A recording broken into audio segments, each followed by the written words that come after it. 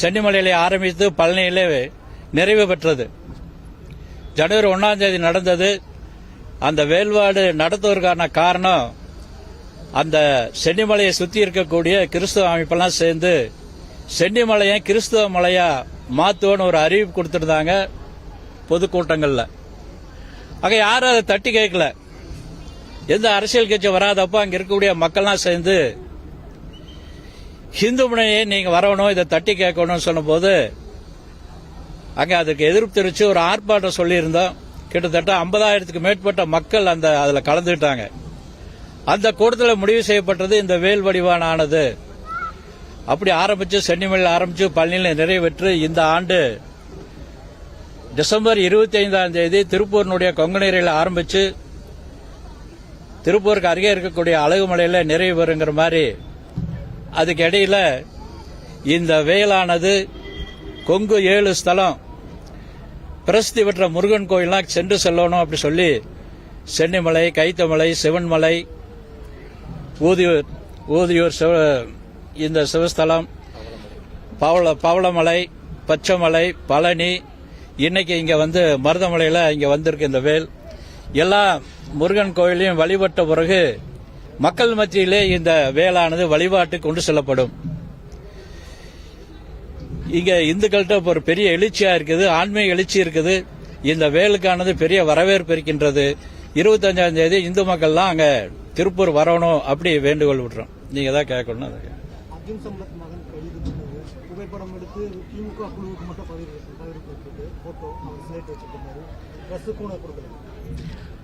அதை நாம வன்மையா கண்டிக்கின்றோம்.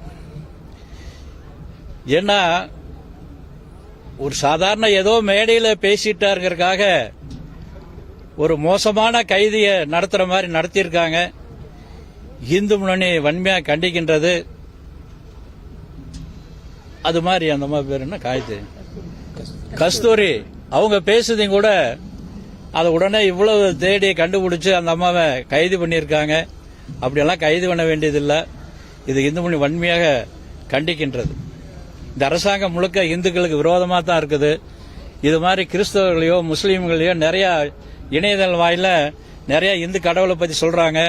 அவங்க மேல எல்லாம் நாம கம்ப்ளைண்ட் கொடுக்கறோம். எந்த நடவடிக்கை எடுக்கிறது இல்ல. இது முழுக்க முழுக்க இந்துக்களுக்கு விரோதமான அரசாங்கம். இதுக்கெல்லாம் 26ல பதில் சொல்ல வேண்டியது இருக்கும்.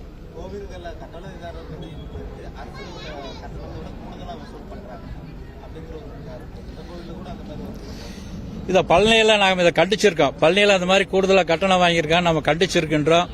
இதை விட என்னன்னா, குறிப்பா இந்த மருதமலையில கிறிஸ்தவங்களை சேர்ந்தவங்களை வேலை செய்யறதுக்காக அமர்த்தியிருக்காங்க. அவங்க எப்படி இந்த ஆன்மீக தளத்துல இந்த முருகனுடைய பக்திக்கு வரக்கூடிய சாமி கும்பிட வரவங்கள கிறிஸ்தவர் எப்படி இருப்பாங்க? 2-3 வருஷத்துக்கு முன்னாடி பழனியில கடையெல்லாம் வாடகை கொடுத்து தான் முஸ்லீமுக்கு விரதம் இருந்து காவடி எடுத்து போவாங்க. ஆனா அங்க முஸ்லீம் எல்லாம் மட்டன் சாப்பிட்டுட்டு கறி துண்டா அங்க அந்த படிகளை போட்டிருப்பாங்க. அதை கண்டிச்சு பெரிய ஆர்ப்பாட்டம் எல்லாம் பண்ணி கோர்ட்டுக்கெல்லாம் போய் இப்ப அதெல்லாம் இறக்கிட்டாங்க. அந்த மாதிரி இந்த மருத்துவமனைகளை இந்த கிறிஸ்தவர் எப்படி இந்த கலாச்சாரத்தோடு இருப்பாங்க? அவங்களுடைய கலாச்சாரம் வேற. அதனால உடனடியாக அவங்கள பணியிடம் மாற்றணும், டிஸ்மிஸ் பண்ணணும். இல்லைன்னா இது மிகப்பெரிய போராட்டம் நடக்கும்னு சொல்லி சட்டவிரோதமா செயல்கள் நடக்குதுன்னு சொல்லிட்டு மாதர் சங்கம் போராட்டம் நடத்துறாங்க. 24 மாபெரும் எப்படி பாக்குறீங்க? அதாவது ஈசா இன்னைக்கு ஒவ்வொரு ஆண்டுகளும் ஜனங்கள் அதிகமா வந்துட்டு இருக்காங்க. உடல் நல்லா இருக்கணும் அப்படிங்கறதுக்காக யோகா இந்த மாதிரியான கத்துக் கொடுக்கறாங்க. நிறைய ஸ்கூல் நடத்துறாங்க, நல்ல காரியங்கள் செய்யறாங்க. இது கம்யூனிஸ்ட்னால பொறுத்துக்க முடியாது. அதனால அவங்க இது போராட்டம் பண்றதுல ஒன்றும் பெரிய ஆச்சரியம் இல்லை. ஏன்னா அவங்க கடவுளுக்கு எதிரானவர்கள். அதனால நிச்சயமா இது ஒரு இந்து எழுச்சி வந்துட்டு இருக்குது. இதுக்கு காரணியாவுடைய தூண்டுதல் இருக்குன்னு சொல்றாங்க. காரணியாவில இருந்து கம்யூனிஸ்டுக்கு ஒரு பெரிய பணம் போயிருக்குது. அவங்களுடைய தூண்டுதல் மேலதான் அது நடக்குது அப்படி சொல்றாங்க.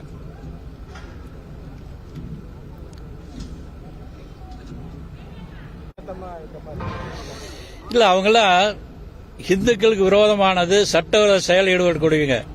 இப்ப மேலப்பழத்துல அமரன் என்கின்ற ஒரு திரைப்படம் வெளியிடப்பட்டது. அங்க பெட்ரோல் கொண்டு வீசப்பட்டிருக்குது. இந்த காவல்துறை இந்த தமிழ்நாட்டில் ரொம்ப சட்ட ஒழுங்கு மோசமாக போயிட்டு இருக்குது. அதனால இந்த மாதர் சங்கம் அப்படி உள்ள போகுதுன்னா உடனடியாக அவங்க மீது நடவடிக்கை எடுக்கணும் அப்படிங்கறது தான் இந்து மணி வேண்டுகோள். இந்த சீட்டா சம்பந்தமா பாத்தீங்கன்னா 4 பேர் 5 பேர் போய் ஒரு மனு கொடுத்து ஒரு பிரச்சனைன்னு சொன்னா உடனே நடவடிக்கை எடுக்கிறாங்க. ஆனா இந்து சம்பந்தமா அமைப்புகள் கொடுத்தா அது ரொம்ப லேட் ஆயிடுச்சு. இதுல ஆச்சரியப்படுறதுக்கு ஒண்ணும் இல்ல.